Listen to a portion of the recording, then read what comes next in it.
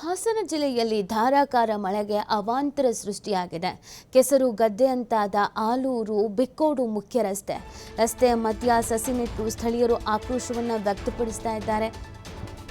ಎತ್ತಿನ ಹೊಳೆ ಯೋಜನೆಯಿಂದ ಕೆಸರು ಗದ್ದೆಯಂತಾಗ್ಬಿಟ್ಟಿದೆ ರಸ್ತೆ.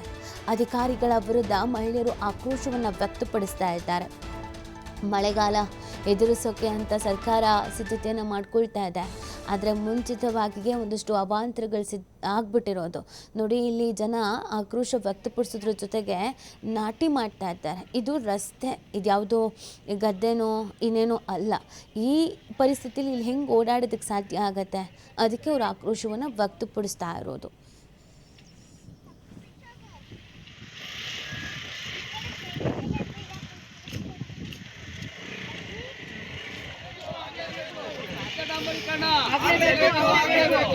ನಿರ್ಲಕ್ಷ್ಯ ವಹಿಸಿರುವ ಅಧಿಕಾರಿಗಳಿಗೆ ನಿರ್ಲಕ್ಷ್ಯ ವಹಿಸಿರುವ ಅಧಿಕಾರಿಗಳಿಗೆ ರಸ್ತೆ ಡಾಂಬರೀಕರಣ ರಸ್ತೆ ಡಾಂಬರೀಕರಣ ಆಗಲೇಬೇಕು ರಸ್ತೆ ಡಾಂಬರೀಕರಣ ಆಗಲೇಬೇಕು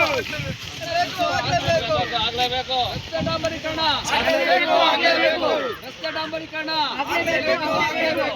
ನಿರ್ಲಕ್ಷ್ಯ ವಹಿಸಿರುವ ಅಧಿಕಾರಿಗಳಿಗೆ ನಿರ್ಲಕ್ಷ್ಯ ವಹಿಸಿರುವ ಅಧಿಕಾರಿಗಳಿಗೆ ರಸ್ತೆ ಡಾಂಬರೀಕರಣ ರಸ್ತೆ ಡಾಂಬರೀಕರಣ